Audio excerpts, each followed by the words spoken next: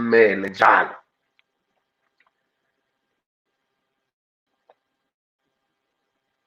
Good evening, good evening, good evening, good evening, ladies and gentlemen. I want to welcome you all tonight in this wonderful, I believe it's a setup for all Africans. If you are an African child, I just need you to do me a very, just a slightly favor. Let us share this broadcast as we're beginning. I need us to share it to the ends of Africa, from Cape to Cairo, and so we can meaning have a meaningful kind of a conversion and moreover of a discussion with one of the greatest leader in our time, in our nation. And I believe that tonight, having him in studio, have granted us time to come on board and speak his heart.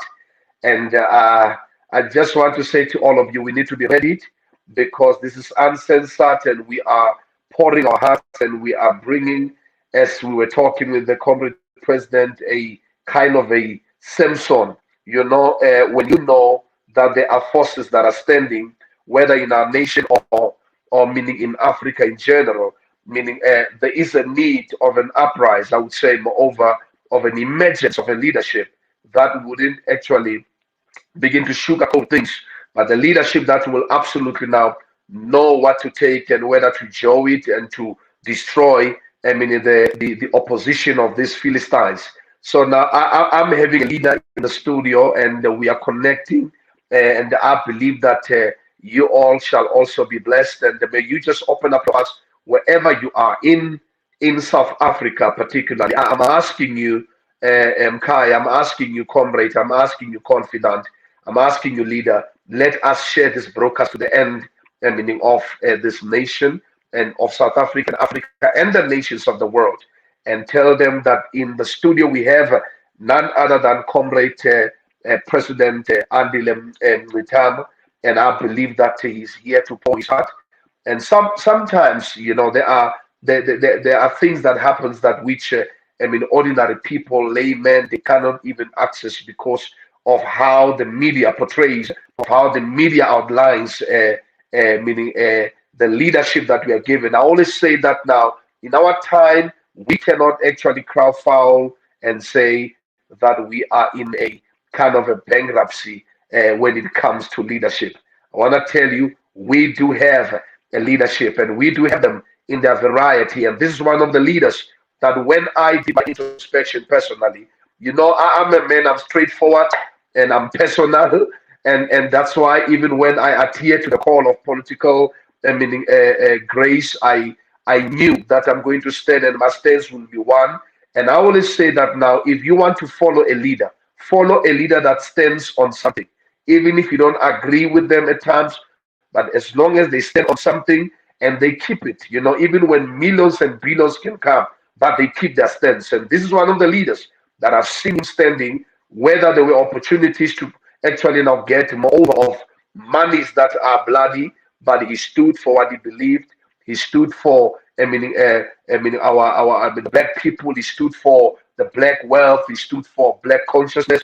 He stood for multiple of things, which I believe even today is standing for the black church and for the church of God in general. So now I'm just going to welcome him, and I believe that wherever you are, just on our commentary, let's welcome him. It's a presidential talk with myself, Dr. BJ Langa. Just put it out there and say we welcome you, Comrade President. And I need you to just show him some love and receive him because he's a man with a vision. And I believe that even with, in the movement of Black First, Land First that he leads, they are coming out to absolutely to be handful and assist us in taking South Africa forward. So now with our diversity, so now South Africa, Black child, wherever you are, I need you just to assist me. Welcome, this of our Comrade President on the stream as we are, getting on with the program of the night. Comrade President, I just want to welcome you and just to thank you warmly. I welcome you on behalf of South Africa myself on the media stream, and moreover, I welcome you on behalf of the leadership of this nation. We love you and we appreciate your being different, and we also say we fuel that. Let it be continuous. Because if we are the same, can you imagine if one drinks tea and your milk is water and your water is also the same water, your sugar is water. There's nothing, no concoction there. So we need a concoction. Your part of you coming on board in how you are coming on this political spectrum. To me, it's appealing, and I'm looking forward even tonight in such a very fired up talk that we're going to have. Thank you so much, Comrade President, for coming through. And here, South Africa is, we welcome you. Thank you. Thank you, Kakul Babulanga, for having me on this important platform, Kairos TV. And I'm also really looking forward to this conversation. And I also greet all the viewers at home. Thank you so much. And those kind words. You said some really kind words. I must just thank you for that. Really, really appreciate it. Much appreciate. And the best part is that you never paid me for that. I only stand on what I say. I stand for it, and I stand behind it. And I'm telling you, they always say at times you wouldn't know a man when he's on his overalls and doing his workmanship. You might not know them at heart. So the only time to know them at heart is when you create a platform such as this, where they could pour their hearts and wisdom. You see, there are many people who are bluffing and they are having all the platforms, but that is not the wisdom we are looking for. So there is a wisdom that we definitely are looking at, which is so adamant and steadfast. And I've heard it from you, Sam. Thank you so much for coming through, Comrade President. Comrade President, I wouldn't take your time tonight. I know in the very beginning at PEC schedules that we have, you permitted us to actually host you tonight. Now, there are a couple of questions that have been asked, not only by me, but also by the leadership and also ordinary South Africans.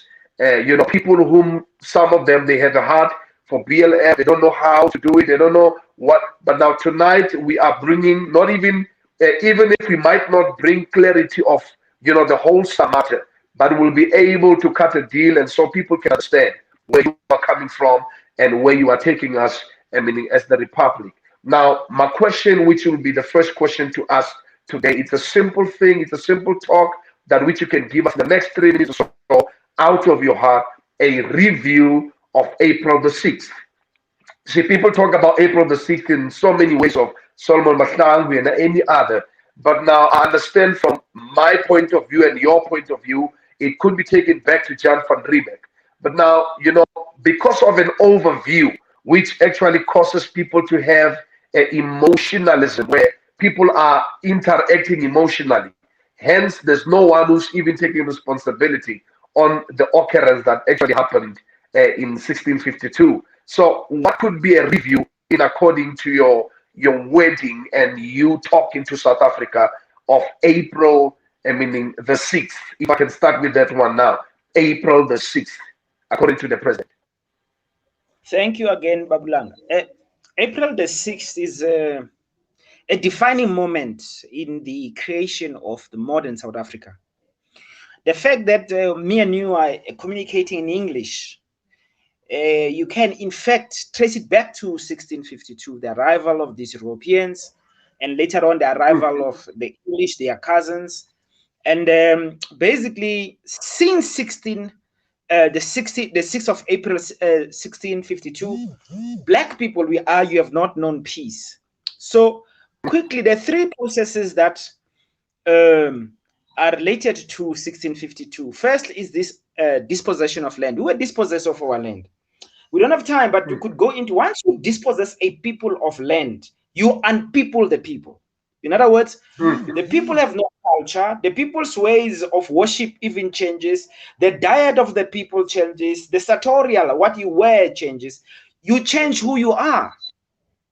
A people without land is an unpeopled people, right?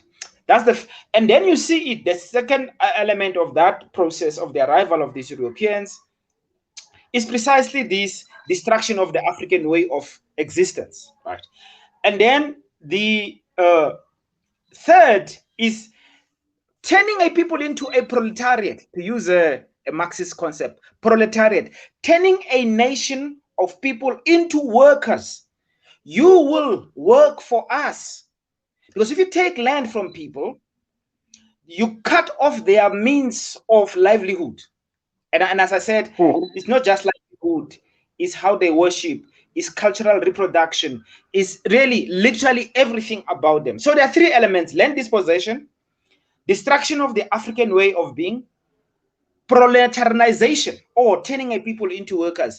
Now, if you look 1652 coming to say the mid 1800s with the discovery of gold and diamonds, you know, at this period, they intensified land dispossession. Africans were dispossessed further to force us into labor, to force us into working in the mines to make money for these guys. Then you see towards the end of that century, 1906, Bambata, that is the last war we have, 1906. Bambata is forced to take up arms because, again, they want our labor, they want us to become workers. They tax us, but they say we must pay this tax with their money. So they tax your dog, your cat, your heart, your crawl, your cow. Literally everything is taxed, but to pay that tax, you must have the white man's money. And to get that white man's money, you must go work. And Bambata said no. And that war happened. And as we know, we were defeated. Ultimately, this is where we are. Me and you sitting here in a country we don't own. But this, we call it the original sin in South Africa, is the sin of land theft. This is the original sin which has not yet been atoned for. No reparations, no restitutions. So you have, as a consequence, Alexander and Sandton. Alex's life is literally turned into hell on earth. If you go to Sandton, they've created a little heaven from the oppression and exclusion of Alexander. So you have these two scenarios that exist side by side. As contextual theologists, we follow that. We believe it is a godly responsibility for us to stand up and to change the conditions of our people. God could not have put us on earth to suffer when He's given us so much. It is unjust, it is ungodly, it is evil, it is sinful that we allow a group of foreigners to come into our land and turn us into what we are. Look at us now. I mean, we are hungry, we're poor, we're excluded. Our children are being destroyed by drugs. Our children, when they want education, they get shot, they get killed. In a country with so much endowment, God has blessed us greatly. So, my brother, 1652 therefore is that process. And then we saw the response. The latest response was when the PAC was formed again on the 6th of April, 1959.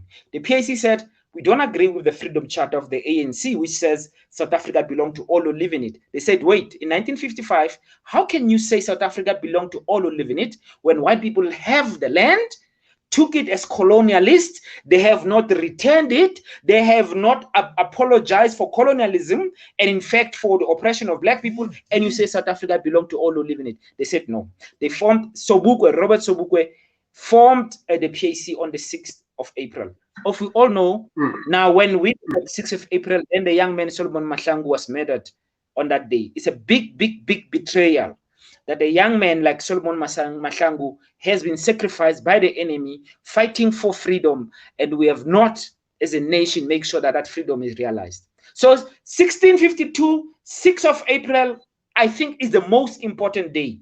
If you want to understand South Africa today, you gotta go to the 6th of April, 1652, the arrival of these guys. What a mouthful. I would say this is not even no more historical, because it's when there is a review out of an overview, and we're not just generalizing matters, because the problem is when you are on a thing and you are maybe a breed of whom they've actually, we could say they are perpetrators. You find that now we want to sugarcoat it and deal away with the reviews accordingly, and so that we can have an overview that is generalized and it doesn't speak to what actually transpired. Thank you so much, Comrade President. I believe South Africans are hearing you, and even those that will come on board to what these brokers will hear more. But now I need us to also touch base, because I could go back to that.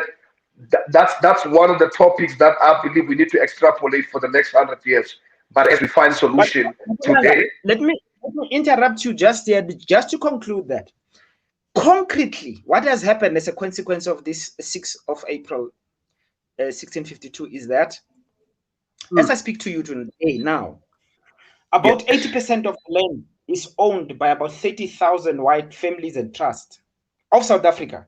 The totality of the land, government says 72%. We believe that we have bought the other 8% or so since 1994. So 80% of the land in South Africa is owned by 30,000 white families and trusts. They can't even fill a stadium. The number of people who own 80% of the land in this country. Let's understand that very clearly. We are a country of about 59 million people. However, only 30,000 white families and trusts own 80% of the land. I can go into the agricultural sector. You'll be shocked even further, because our land is semi-arid. Only 20% of this land I'm talking about is highly fertile, and all of that land is in the hands of only about 7,000 white families and trusts. It's a shocking situation. 27 years later, we have not addressed this matter, and this is the original problem, 1652, and me and you are landless today in our own country. And I feel like that is a core. It's a core. I think it's a problem that we were supposed to address even on, on our talks and through Codesa. In prior 1994, which I would say all of us, we have an exhibit that it couldn't happen. That even the economic power could not be transferred. So integration took forth. It took place, but now it left us even also naked. So now I need you to take us there, because now then it will take us to April, which becomes the very month which was actually appointed for, the introduction of this freedom that we all were longing for, of a black president and so forth. Now, what would be your review of April 27th? When I was younger, I used to be one of those people who said Nelson Mandela is a sellout, and all that. I have since modified my view. We were sitting with a situation where we were at war. We were not winning that war. And the white men or the apartheid rulers were not also able to control us. So it was a stalemate. Nelson Mandela cut a deal to say, well, look, we're going to compromise and give them whatever they want, but we must get political power. In other words, get the state. Once we have the state, we can now do whatever that needs. We can correct.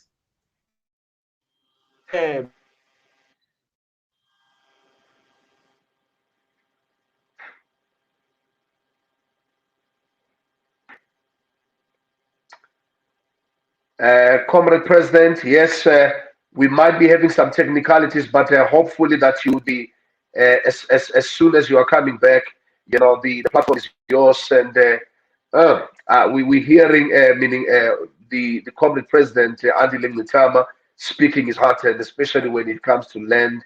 At the mention that only 30,000, families are the only ones that are actually now enjoying the wealth of this, in terms of land, in the Republic of South Africa. And I would gladly say, because of being a believer, that it is imperative and very much important that we, begin to now shake hands on such, and be truthful, whether it hits hard, whether it goes home and it hits home, and you feel like maybe one is talking racism or so forth. But we need to be truthful, and I'm looking at believers, as much as we love to bring peace and unity, even in the kingdom of God, things are done differently. Things have to be, we need to know how to settle matters. We need to know how to go back to how, the causation, and check the causation of the matter, and whether the matter was done, in a way that it brought dignity to the people, or was it moreover a degradation or a regression?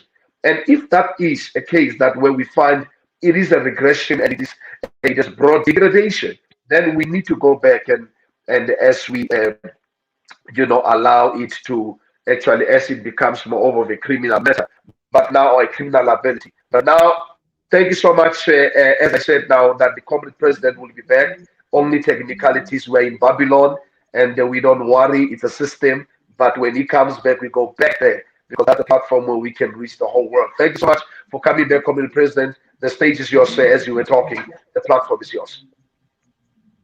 No, thank you. No, but I mean, my brother, I think what I was simply saying is that Mandela cut a deal to give us the possibility to have majority rule, and that deal of Mandela was for 5 years. All the compromises were, in terms of the sunset clauses, only applicable for the first 5 years. Now, all that is gone. We have the state, we have the army, we have the courts. We no longer have the problem of death squads of apartheid to mess with us. So, what did we do with this power, which we get as a result of the compromise? For me, the betrayal, the sellout is not Mandela, is in fact all those who took after Mandela. Take Thabo Mbeki, he gets into power after Mandela. He has a 2/3 majority, which means here the ANC does not need anyone to change the constitution. In fact, all those compromises Mandela cut could now be resolved because we have a political power. They didn't do so. So there is a big betrayal that comes with the 27th of April, and that betrayal is the refusal by the ANC in particular to use political power it has to resolve the problems of our people. You know, the Afrikaners, they took power in 1948. Within 40 years, they resolved the problems of the Afrikaner. They oppressed us, they took our land, they promoted each other, they built banks for themselves, they even stole for themselves, the Afrikaner. The systematic stealing by the Afrikaner politicians to empower the Afrikaner people, right? Using a political power. Our government, our leaders, they have political power, they are not using it. You know what? You'll be shocked that, in fact, as we speak today, the land expropriation bill in Parliament, proposed by the EFF, supported by the ANC, do you know that it's got nothing to do with giving us back land? Let me repeat this. Wow. The current processes going on in Parliament have nothing to do to return our land. There are two processes, parallel processes, claiming to amend the constitution to give us land expropriation without compensation. When you go read these amendments, they basically about protecting the land the white people hold and only expropriating the land the white people don't want. Let me repeat that. The land expropriation without compensation processes going on in Parliament right now is another big betrayal. It's got nothing to do with giving us our land back. In fact, it is about getting your votes. They all claim that they want land expropriation without compensation. If you go read the text of the amendment of the Constitution, Section 25, they say now we must pay nil compensation. They're not saying without compensation. Their own formulation of the bill on the amendment of Section 25 says we must pay nil compensation. Of course, a nonsensical notion, nil compensation. But the more dangerous thing is then to say there's another bill, which is an act of the Expropriation Act now, that's supposed to give effect to the amendment of the Constitution. That's how it works. You amend the Constitution and then you make a law, an act to give effect to the constitutional amendment. Look at the bill that seeks to give effect to land expropriation without compensation. It says there are about 5 categories of land which will be under this nil compensation: indebted land, unused land, abandoned land and properties. Basically, all that white people don't want is what will be subjected to this inapplicable notion of nil compensation. So all the prime land and moreover, meaning all the agricultural land and which has the economies, it's not applicable. Not you're 100% correct. But the interesting thing is this: Julius Malema, who proposed this motion in Parliament, agrees with Cyril Ramaphosa that land that must be expropriated is land that white people don't want. People must just go Google. They must go Google and see Julius Malema in 2015 went to Paarl. Paarl is close to Stellenbosch, 30 kilometers away from Stellenbosch. He went there to address white people. It is there. It is there. I mean, there are videos. Julius Malema is very clear. He says to white people, white landowners, white farmers, don't worry.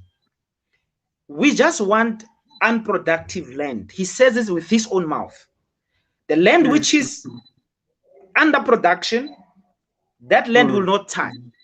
The same notion comes with Cyril Ramaphosa when he keeps on talking about expropriation of land, but don't touch the economy. There is convergence ideologically to make sure that land expropriation without compensation does not affect the good, fertile land in the hands of white people.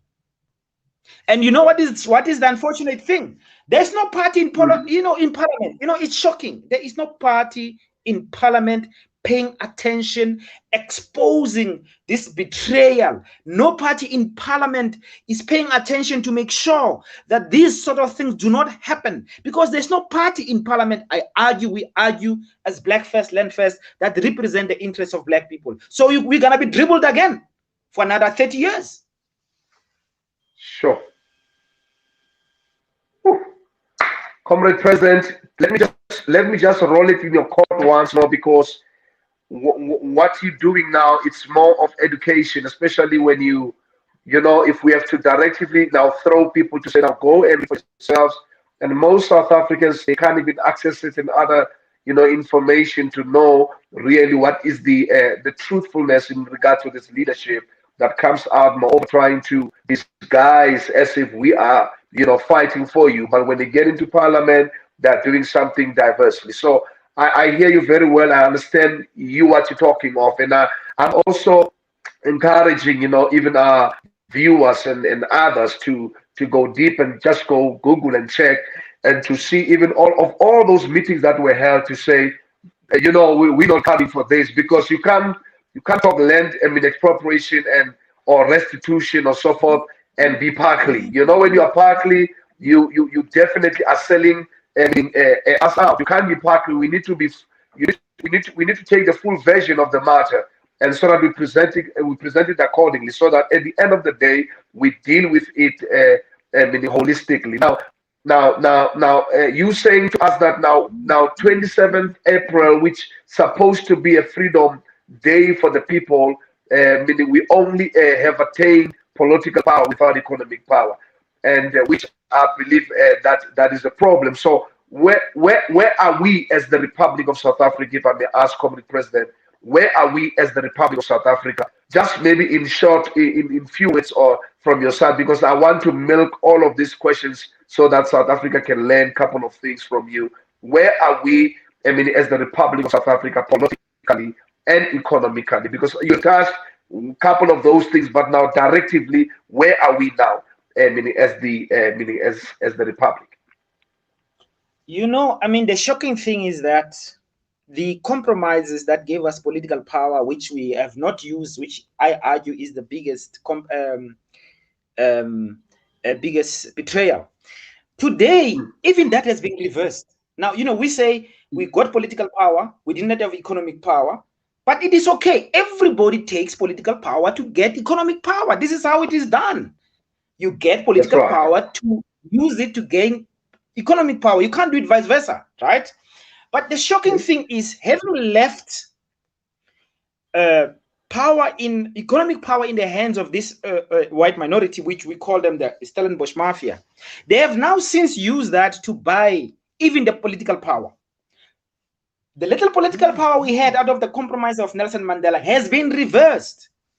How has this happened? It's simple. The ruling party, which is the ANC, who's got majority now, people love it. White power use the economic power to buy a president for themselves. This is not speculation. We know, and people can check again, President Ramaphosa was given a 1 billion rand to influence the outcome of the ANC conference, Who gave him the 1 billion rand? These holders of economic power. You know, in political theory, we call them the ruling class, which is different from the ruling party. The ruling class are those who own the means of production. In other words, they own the economy. Normally use political power to decimate that ruling class and create a new order where they don't have so much power, but they still have the economic power. So they bought themselves a president. You know the shocking thing, and I think and people think, this president, given a billion rand, buying himself into a president of the country, goes to court and says to our courts, please hide the names of the people that gave me the money. This is a president that is coming to power claiming to fight corruption. He gets money from these faceless individuals. He then goes to court and says, court, seal the names. Let the nation not know who gave me this money. Now, any normal people will say, but this is a government which is there on the basis of an evil system. It's a money government. But our court says, yes, let us hide the names from the nation. As I speak to you right now, Babulang, I and you don't know who gave, know that he got $1 billion. He does not dispute this. We know part of that money comes from Bosasa because the public protector has found against him. We know that he did not tell the truth in parliament when he was asked, President Ramaphosa, your son Andile, oh, share a name with me, unfortunately. Your son Andile, I mean, how did he get this money? Ramaphosa did not tell the truth. He says, Andile, I spoke to him at close, quarters. He just was doing work. It turns out that no, that money was money donated to the campaign of Ramaphosa, which shows that already there's a problem. Busasa, oh, we don't have time, but Babulang, what happened to the Busasa chip? Watson, he died mysteriously. Nobody talks about this. Yeah. Nobody talks about the lawyer, the one man, the lawyer who set up the trust died mysteriously. I mean, we are running a mafia situation here, assisted by our courts. I can't believe that our court said it is okay for a president to seal the names of the people who give him that money to buy. So now you ask the question about where are we politically? Where are we politically is literally people voting for the ANC, and these political parties are voting for white power. We back to pre-1994, I'm arguing. And that explains something. There was the COVID relief fund, 500 billion rand. Within 3 months, that money was disappeared. Nobody can account for it. That money went to white monopoly capital. These guys whose names me and you don't know. Let me conclude that part by saying, that Johan Rupert, and I hope our people again will know who Johan. If you don't know who Johan Rupert is, if you don't know who the Oppenheimer family is, you are in deep dark. It is your responsibility to all understand who is Johan Rupert. This Johan Rupert is one of the richest, one of the 2 wealthiest families, and is one of the players with that money that we don't know who gave to the president. Johan Rupert increased his wealth from last year from $4.7 billion to $7 billion in a year. Now I'm saying to you, link it, join the dots, as we say. They give $1 billion rand, they conceal their name, they have a government that makes available 500 billion rand. Me and you don't know who got that money. Now, when we looked at their wealth a year later, it has grown double. That's double. Where are we? We are controlled by white monopoly capital. We are controlled by the same powers which had controlled this country since 1652. This time around, by the ANC literally being bought, and now it serves those interests. That is why there's no change. Sure, economy. Let's not talk about the economy, my brother. I mean, let's just take one example: the JSE, Johannesburg Stock Exchange, as a platform to determine wealth. Black people only own about 3%. My brother, 3%, 3% of the JSE. 27 years later, we must remember all the time, my brother, time frame that we have been in power. Now, what does it mean? It simply means that we are a majority which is powerless. We're a majority as black people, we have economic power which has been surrendered back to the white minority. We are a people basically with no economic power, now with no political power. And we must change this. I mean, my brother, the fact that our children were shot looking for free education, our children die, asking not for money, for luxuries. These kids get shot for asking for free education, which, by the way, was promised in 1994, was declared by President Zuma, but it's been denied to them today. Because you know what, my brother, they want to sell us this education. They want to make education a commodity. In other words, make all these people to actually go to banks and queue up and get loans so that they can enrich this minority. Because free education does not enrich this minority. It just like everything else which is important, we must buy. We must buy water, we must buy electricity, we must buy healthcare, we must buying education. We're buying all the things that we should be getting for free because they are there, they are available. Another time we can talk about free electricity. I will give you statistics just to look and the process. You will be shocked that, in fact, we've already paid for electricity. We don't have to pay a cent for electricity for household use in South Africa. It is not necessary. It is only, again, because we are giving money to this minority. You know, Comrade President, I hear your mouthful from where you are coming from, and I'm just taking it from there because I want to give you a brief. But you know what, I can tell you, and I believe that even our viewers will absolutely follow you up and make sure that they, your pages everywhere and hear the truth of the matter. There are some of the things that you speak, which when I sit down, I cry because at times, there are people who are revealing themselves as such, and you find that they are being, they've actually been bought on the other side. So now it's a degradation, especially when it moreover speaks on behalf of the people, ordinary people of South Africa. And I am hoping and we are praying that there will be that emergence of you coming forward, because yes, it's true. We need people in parliament. We need leaders actually in parliament that could, stand, that cannot be bought by shekel, neither by whether be given a price on their heads. Now, I need to just let's proceed on this one. Which is one of the things recently that I'm hearing that as a colleague, you gain a name and which is the name that says the Black Church Watchdog. So when they said to me, Comrade President is called the Church Watchdog, I laughed a little because I loved it because I knew it from your heart. I knew it when we talk at a personal level, the love that you have for this nation, the love that you have for a black child, or even, people don't know that you have a love not only for a black child, but you are talking in general, but you want people to do the right thing, and people are misinterpreting some. But because of that you have become the Black Church Watchdog as your new name. Why is it important that the church be part of politics in South Africa?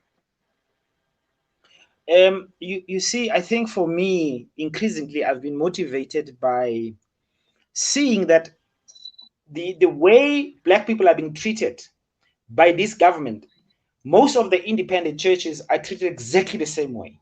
So the Black church is treated exactly how the Black majority is treated. We are denied the right to worship the way we want.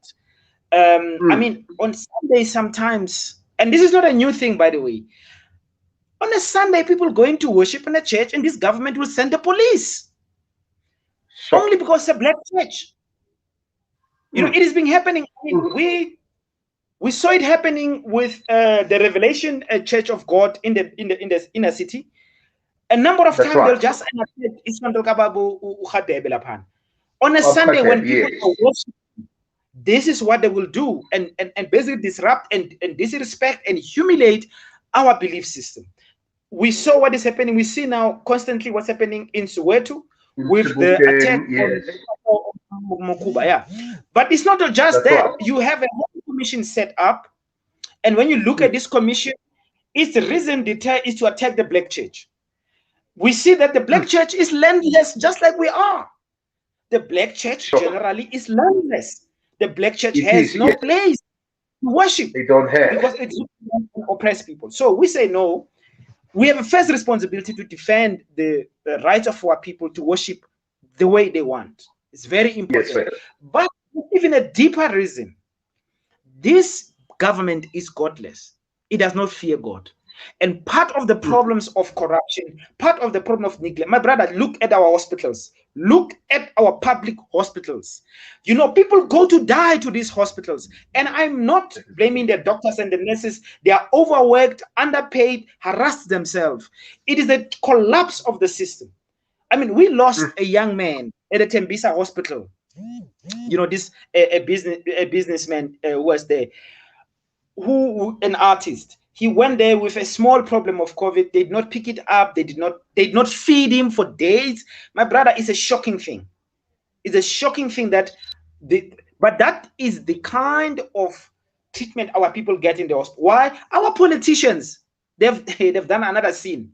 You know, our politicians who provide public services do not use those public services. They take the money, they go to the private hospitals, take their children to the private schools, but they're getting their money from the public, and they are giving us services they will not use. So Black First, Land First, one of the proposals we have following Thomas Sankara is to say by law, it must not be a choice, by law, all elected members of parliament, government officials, by law, must be forced to use public services from the president to the councillor, by law. So when David Makura is sick in Gauteng, he must go to Baragwanath. Why is he going to a private hospital when he is employed and he is elected by the public to serve the public? Ukilabona guy, moto osebetsango BMW atamaya ka Mercedes. Hey, you use the thing that you provide. It's a very basic thing, and this is what we want to emphasize. But my brother, all we're saying is our politicians have abandoned our people, and the attack on the church, the attack on the church, the attack on the faith is precisely part of this, what we think is having abandoned God. And defense of the church, physical defense of the physical space of the church is critical. Spiritual defense of the church is highly critical. But we believe that this is possible if politically we are protected.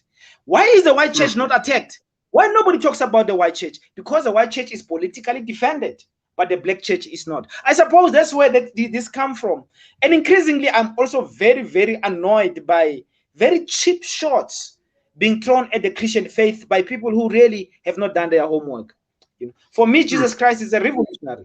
For me, the Christian faith organizes our thoughts, organizes our spiritual strength to fight for justice.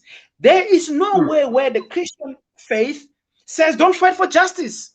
True Christians, Steve Biko here, Steve Biko, a layman who is raised as a Christian, is very clear that we read the scriptures contextually. And when we do that, we draw strength from the scriptures to fight for liberation, just like Jesus Christ was doing. So I'm saying there's that work we must do. Black theology has to come back, my brother. We cannot allow charlatans to attack the Christian faith so easily, and we're not providing information to our people to know that what they have in Christianity, by the way, Christianity originates from Africa. They don't also know this. They're being lied to. Our people have been lied to. They have been a little, of course, the enemy has tried to use Christianity. We don't deny that.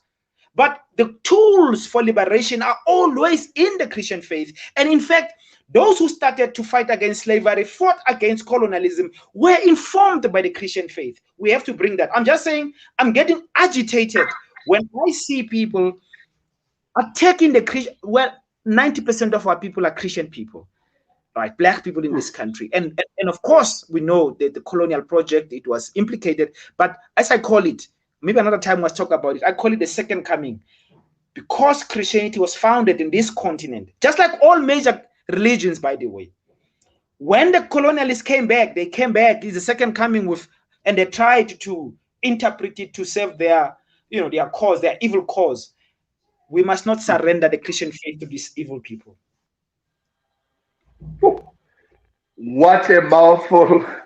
Our Comrade President, really, you said it all. That we might not have the time to share this, but I understand that now, even the little that we have with you, as for me, I believe that it's more of a, it's cum laude. It's more of like we learning. It's the university, of politics, and I wanna bring this down to you, and especially when coming to church. And I want to pick you up and just to say thank you so much for standing for the right cause, and more standing for the silent majority, whom are whether Christians or black churches that are here.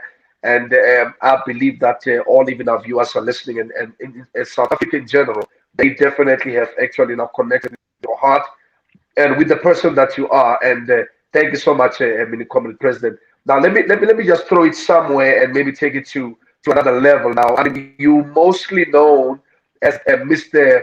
WMC, and one man, when he said it, I smile like you did now, because I knew that he wants you to talk white monopoly capital, and when you touch there, they know who's talking. But now they don't know the adverse of it is that you are advocating moreover for the RET, which I believe it has to be moreover now reformed, radical economic transformation, and all your words are talking in line of that, but even more beyond just meaning that structure. And what is your stance, particularly on the current administration when it comes to meaning radical economic transformation? Well, we can say that today there are two forces that are at war with each other in the political and economic sphere, and also even socially, which have become white monopoly capital, which represents the white minority that controls the economy. They are white monopoly capital. They are white. They have monopolized capital, the economy. On the other hand, we have radical economic transformation, which is a policy to try to make sure that this monopoly is destroyed and the economy is more justly redistributed. So this is the two contestation. Now, we have spent a lot of time as Black First, Land First arguing that because of Black consciousness, our job is to make visible the invisible hand of white power, or white supremacy, which in the economy manifests as this white monopoly capital. So that's why we have done a lot of work, and I'm very proud of Black First, Land First. We are among the first to give face and name to what white monopoly capital is. I mean, we have put pictures out of who Johan Rupert is, who the Oppenheimers are, who Christoph Wesser is, all these people who basically are there in Stellenbosch and control the South African economy. So I suppose part of this claim that I'm Mr. White monopoly capital, in a sense, is because I spend so much time trying to educate our people to know. You see, my brother, if you don't know who the main enemy is, if you don't know what is the primary contradiction, you are going to fight on the secondary contradictions. If you don't know what organizes South African society so that me and you must be landless and poor today, if you don't know that, you're going to end up fighting amongst yourself on the secondary question. Our job as Black First, Land First is to preach and to educate our people to understand what is the main contradiction. The main contradiction is the contradiction of white monopoly capital that has our economy, have our land, and continues to control us. And in fact, if we don't defeat white monopoly capital, you can defeat, in fact, the ANC, the Guptas, Zuma, whatever. You can defeat them. Your situation will not change because you are fighting a secondary question. We don't have time, but we could go on to show how white monopoly capital, this primary contradiction, causes secondary contradictions, such as even gender-based violence in our communities. If you look at it, its root cause goes back to white monopoly capital. The so-called xenophobia, when we fight people from outside South Africa, if you look at the root cause, you'll be shocked, my brother. The root cause of so-called xenophobia is white monopoly capital. How? For instance, it will be kicking South Africans out of jobs, employing our brothers from outside, not paying them, exploiting them, and making sure that it makes super profits out of our people, causing black on black violence at the base where our people find themselves. Who is responsible for this? White monopoly capital. We can go on and on to show, my brother, how white monopoly capital as a primary contradiction is responsible for the other contradictions which are secondary. So I suppose that's where this comes from, and I hope our people understand. Radical economy transformation, if properly properly implemented, radical economy transformation can give us change. But my brother, that thing needs a revolutionary movement such as Black First, Land First. The people of the ANC fear white people too much for them to be able to carry out radical economic transformation. I can tell you now, it makes no difference who wins and claims to stand for radical economic transformation if we don't have a strong Black First, Land First to guide, to push, to expose, to pressurize. There shall be no change for the lives of our people. There will be only talk. No, it's well had, Comrade President. Thank you so much for every input, because every word, as we say, that history shall judge us as we, getting out there. Because you see, we calling out for people to have a heart, and when we talk on this kind of matters, they really understand the seriousness of what we're talking about, and people are laughing, people are having fun, because, as you say, that they have been given the power. But I want to tell you that now there's going to be not even just a transformation, but there's a spirit of reformation coming to this nation, that which will actually swipe and deal with all this, madness and, illicit and prejudice, and it's going to deal with it. And those who would be ready to actually build going forward, and a united, a peaceful, and a prosperous nation shall definitely, meaning, hold hands with us as we're looking, meaning, where we are going, to make sure that we're building a better future for our children. Now, let me just bring it out here and ask, Comrade President, in your regard, because now you have answered me that the question I wanted to ask is that, are we led here? Are we led? Because you find whether the president or any other, or whether the current administrators, it looks like, as you have just been explained, that now they managed to buy a president, so which is, I would say, it's a checkpoint there. But now, are we led? So it tells me that we are not led as a nation, and it's a disgrace having a president that would stand for everybody, but making sure that even those who were, previously disadvantaged are catered for. But now let me ask this question. You said something very much important, which I need even our viewers to catch, when you said, this needs. This RET needs a revolutionary, so meaning a movement, and you said that could be the BLF. Now, what would be or could be the modus operandi of the Black First, Land First, towards, bringing us to, I would say, to a place, moreover, bring us to Canaan, bring us to a land that floods milk and honey, bring us to a peaceful land, and moreover, in a prosperous, land or republic.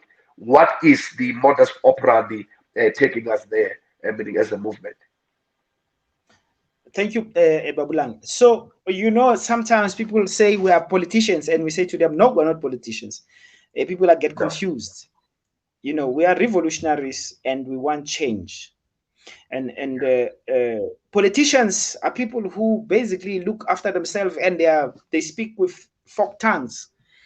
In a South African situation, the black politician is really a bodyguard of white interest, even when they sound radical. In fact, the more radical they sound, often it is how they mislead you. You believe that they are to make change, you follow them.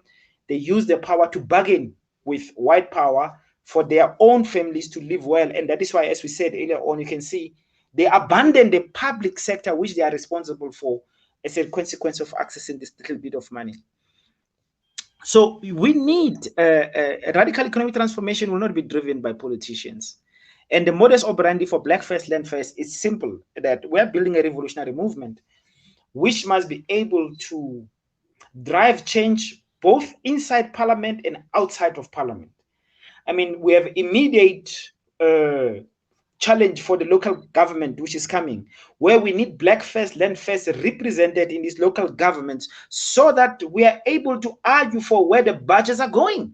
I mean, take one municipality, the city of Joburg. That municipality's annual budget is 68.7 billion rand. The poor don't see that money, and nobody actually speaks about how that money is being spent. We are saying, if you have a watchdog cohort of members of the municipality who fear God, love our people, are principled, will be able to push an agenda to address our issues. The church and land, if we are in power in these municipalities, the church will know 100% the land problem for the church is solved, because these municipalities have land. Why are they not providing good land for our churches so that our people can actually worship with no problem? So people don't realize, for instance, how much power local municipalities have. I mean, we are launching our campaign and manifesto on the 15th of May. On the 15th of May for this coming local government elections, and we're going to present to our people a very easy, understandable mechanism to fix our cities. Very easy. You know, I mean, we will tell you, for instance, what you do in the city of Joburg. Think about it. The JSE is in the city of Joburg. The Johannesburg Stock Exchange is in the city of Joburg. But high unemployment rates of graduates are also in the city of Joburg. The city of Joburg has, right now, all of these people have no answer. They have no answer to unemployment of ordinary youth, no answer to unemployment of people with degrees and diplomas. I can't believe this. The children, parents sacrifice to take their children to university and colleges. These children, when they are done, they come back with a certificate. They are not being given a job immediately. We will end that, and it can be done through a local municipality, a law, bylaws. You can solve your problems. We will also solve the problems of the township economies. No, it is not right that our township economies are controlled by Pakistanis, by Somalis, and not only that, all the malls in the townships belong to Stellenbosch. It is not just the spaza shop that we have lost. The malls in the townships are taking our money, but they give nothing back. We will stop that. We will end that. A mall in a township belongs to the people of that township. Why can't we make that intervention? So we're saying we can solve some of these problems, my brother. So we are going there. Use political power. Use political power. This is what we're saying. I support that. I totally support that. The Comrade President. I support that. Giving that local, power to the local man, the local woman. It could be, in the form of the township economy or rural economy, as we can call it, to make sure that we retain it back. I support 100%. Anyone can call me in the morning. I'll tell them the same thing. I support that. Let it be done, and it must be done. They come out there. You see now, these malls are becoming chambers where they make some money, and money goes out of the airports, and we don't even see it in our localities and into developing our communities. And what's the use of having them? Because all the money goes to the people, but the people don't go back. There's no beneficiation. So I really support that 100%, and I believe that even those that are listening would support the very cause. And that actually, now you have answered what I wanted to ask in regards to what will be your plan of action for local elections. The 2021 LGE that is coming, and also your 2024 national general election. Because you see, we have seen that BLF has been more tempered all the time. When you come into elections, you are being tempered because of your views and your stance and your narrative, and you are being attacked and so forth. And now we're standing in prayer to say, let the right movements remain and be supported accordingly. It's very much important that even South Africans, as we know, we are living in the times of the awakening, and there's gonna be that awakening that also even those that could not see and hear what we're talking about now, and maybe they were critical at a very long range, and now they understand that, wow, this needs us to stand out and register. The church needs to register. One of the things which I'm talking about now, that the church must go and register, because many in the church were not voting. Let's go and register in many numbers. If we are 78%, as it's been declared, and statistically, let us go and register. So now we are living in those times. So let it be the awakening, touch from a suckling to an infantry and also to an elderly, so that all South Africans will take the responsibility to bring back the power. So Maibuye Africa. Now let me ask Comrade President before you go, because I know now just a little time that I can take from you. Let me ask this question because I need to ask if it could be two. A couple of them you have answered for me. Now, obviously, maybe you can answer me maybe in one line. Is there anyone who has the power to postpone meaning elections? Or what's your take on that? Maybe just in a line, because I want to ask you a question, but this one I can just, is there anybody who's got power to postpone the elections? No, they will have to amend the constitution. They will have to amend the constitution. They will have a great problem if they were to do that, to amend the constitution just to postpone the election. And how do you postpone the election to give yourself power to be in these municipalities for 4 years without any elections? I mean, it looks like somebody's want to rule through, undemocratic means. No, the elections must not be postponed. Let's do this. Let us give our people a chance to vote for the parties and candidates that they represent their interest. And like you said, we hope that the church this time around will think very carefully about who they give their vote to. We cannot have a situation where people vote for people that brutalize them, people that do not respect them, who don't respect even the fact that we are people of faith, and you give them your votes, and then you turn around and you cry when they treat you in the way that they've treated us. Let us bring a new order. Let us bring a new system of governance based on love of our people and also the fear of God. The fear of God. Thank you so much, Comrade President. There, you have just said a mouthful that the church must come on board so that we could become the change that we want to see and become the effect of the very change that we all are longing for. Now, in last President, I would personally, even before we started, as we were just sharing our talk, I would personally call you a confidant, because that's what we do, in the government of Eco Forum. We believe in confidence, and moreover, those that will stand with us, and not only coming for political power or parliamentary seating and so forth, people who understand where we're going. And now in the generation that we are in now, there's a need that they come out and they begin to stand for their people. And now I would call you personally a confidant, especially in how you supported President Zuma. When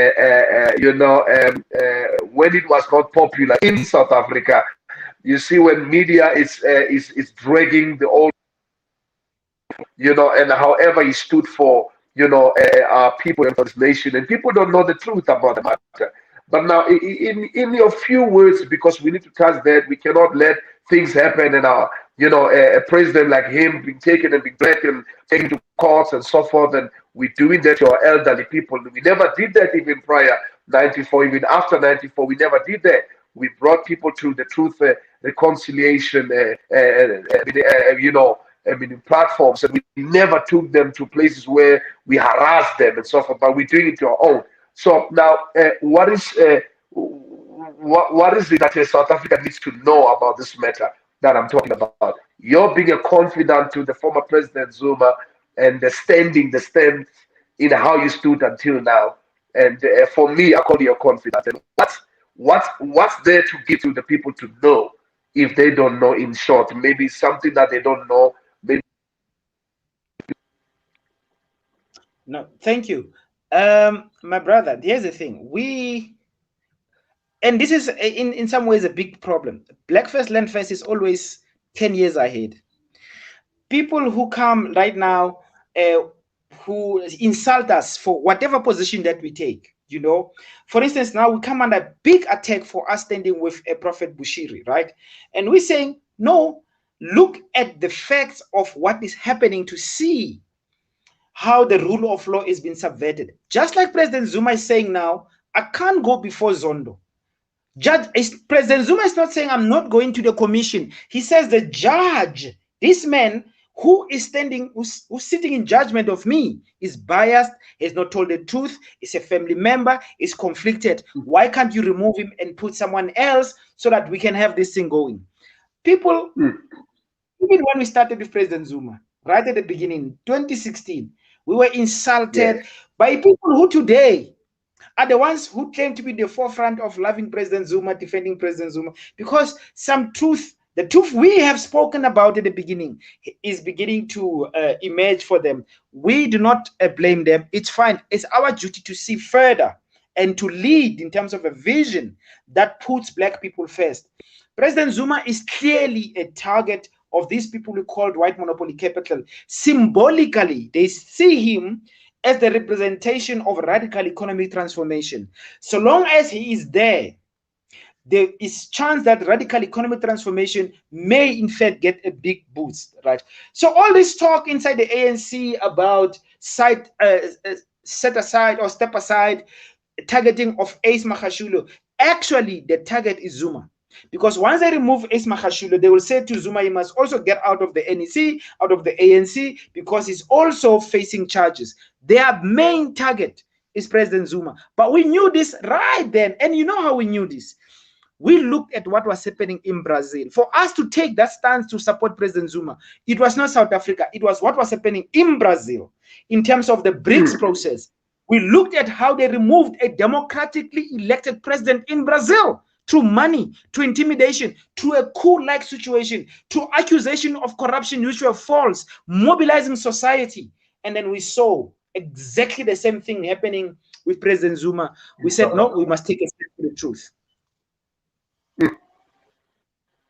I want to say big up for that, being a confidant that you are, big brother. What I know is that, politics are in South Africa are having a kind of a lifespan. We've got, there's a future, and we standing to say, may you continue. As I said before, as we started, that I had a word that said, who is this man?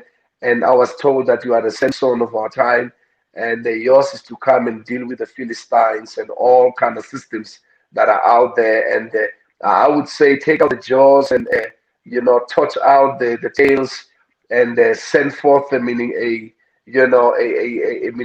troop, a people, and let them just fill out this South Africa. And with all that has been said, all the best in your endeavor, Comrade President, in what you do. And we speak a covering, and I believe that we've got intercessors nationally all over South Africa and the world, and may they also keep in prayers on daily basis and cover you under the blood of a revolutionary by the name called Christ Jesus. And him, the governor, you see the two governor who never said stop paying tax. He said no, continue paying tax, but also pay tithe. So now that's the kind of leadership we are looking at, and may his hand be upon you and the movement and the leadership in general. And we bless BLF, and it. You know what? I love the way you're approaching, how you are coming out, and I got a confirmation that you are a Samson of our time. You are a Nazareth, and may not even the razor not get into that hair. Keep it light, keep it strong, and keep it African. And I believe that we're going to come to times in 2021 and 2024. We'll be celebrating in South Africa having you in the parliament of this nation. And thank you so much, Comrade, President. If I could have heard 2 hours with you, I would be so excited and ecstatic. But because I asked for an hour from you, and you granted. And thank you so much. And may the good God bless you and bless you and bless you all, and with all your endeavors, and also the coming elections of 2021. God bless you, sir. Thank you so much. I receive. Thank you, my brother. And thanks for the prayer. Thank you so much. Thank you so much. Thank you, Comrade President. I'm just going to take it off and just take it back to them, and so we can conclude it. And we thank God for having you, and may the good God bless you. And I want to thank you all. That was Comrade Andile Mngxitama, the leader of Black First and Land First, who actually just, poured out his heart. And I want to say to all of you, thank you so much for coming in numbers. And let us just also tune in on our following, the following broadcast that is coming on. We'll be having the one and only, the Reverend. And I need us to tune up, and let's call each and every one that we call in South Africa. I want us to make a commemoration before I close on this one. I want us to commemorate the Reverend. It's very much important. Let's open up our platforms. If you can open yours, come on, let's join hands together. I want us to open our platforms, and as we welcome the Reverend, what I've actually realized, we cannot talk actually peace, and we can't even talk unity if we don't go back in respect of those who stood for what we are doing now. You see, if we talk peace and unity, let's go back and celebrate the president himself, Reverend Kenneth Mishre, because you see the 27 years that was spent laying foundations and been given grace, of a fundamental grace for foundation in regard to political space. So we need to actually get to respect that. Unity comes that way. Unity is not when we find ourselves at the corner and we find a certain people, and unity is when we go back to the people that have been doing this before you do it, before you come on board. It's very much key. So I've learned that, and I've said, God, I repent many years ago. I said, my repentance come. I need to commemorate the Rev, and my commemoration to Reverend Kenneth Mishre. You see, now what we can talk about is how people are looking at the sitting, how many people in the parliament. And that's where we miss the point, because then we miss to understand why the Reverend is there. We miss to understand why is he actually meaning part of the parliament, because of you see what God does. He has actually now put him there to become a fundamental meaning principle in regard to the politics, which he entered them even before meaning it was popular to the church. Remember, the church had to now throw it away and say, no, we can't enter into politics, we can't enter into business. But now God is restoring and reforming godly governance. So now I need us, the whole of South Africa, we're going to give commemoration to Reverend Kenneth Mishre, my next guest that is coming on the presidential talk with myself, Dr. BJ Langa, Kairos TV, the final word. I'm telling you, we are rolling it. It's graced, and it's with the Lord. It's under the blood and the fire of the Holy Spirit. Angels are in their numbers, and they are actually going about as we're speaking right now. Because when God is fixing a nation, He fixes the heart, and that's where we actually beginning. So now our unity goes in that dimension to say, as we are uniting, let's make it a point that we actually now begin to now adhere the leadership that went before us. If that won't be the point, there won't be unity. Unity begins through prototypes, and we need to follow protocols. There's no unity if it's rebel, and if we are rebellious, then it cannot be. So we need to go back to find whom God has used. You see, that's very much particular, whom God has used. And now we have a father, we have a man who stood out, and most people who try to demise the reverend because they don't understand how difficult it could be to become a foundation, to become just meaning a brick and a mortar God will use for when others are coming. They enjoy the freedom, and they enjoy, moreover, the outcome of you standing meaning in the gap. So this man that will be coming on board next week on the Thursday, 7 o'clock, same time, I need us, and I'm going to ask for the very last time. Let us invite everybody all over the world. We'll be having Reverend Kenneth Mishre, the president of ACDP, African Christian Democratic Party, coming on board, and now he's flying all the way, and he's going to be with me, and we're going to just be talking online in the studio, and now we're going to make sure that now he shares his heart. And many of you, I know that you want to hear him talk, especially to South Africa. And now somehow we failed him, somehow we could not stand with him. And I said, I took a personal decision to say, oh God, I realize that now if your unity has to be enforced, it must begin with the prototype. It's very much key. If it's prototyped, then we can call the God the Father of Aliyah, God the Father of Abraham, God the Father of Isaac, and God the Father of Jacob. So we are able to call them, and they will come with fire, because we have actually adhered the prototypes of heavens and the protocols of God. That's how it works. And until that time, let's keep in prayer. Let's meet in the spirit, and let's keep on. Let's keep on. Let's keep on. As we are keeping on, God is with us. And I want to tell you, nobody can fight against God and win a battle. So at times, allow him to do what he has to do. In the next few seconds, I want to say to all of you, may God bless you, and may God bless South Africa. May God bless Africa, and may God bless you in the entire global community as we meet again. Next week, same time, Kairos TV channel with myself, BJ Langa. Shalom. Shalom.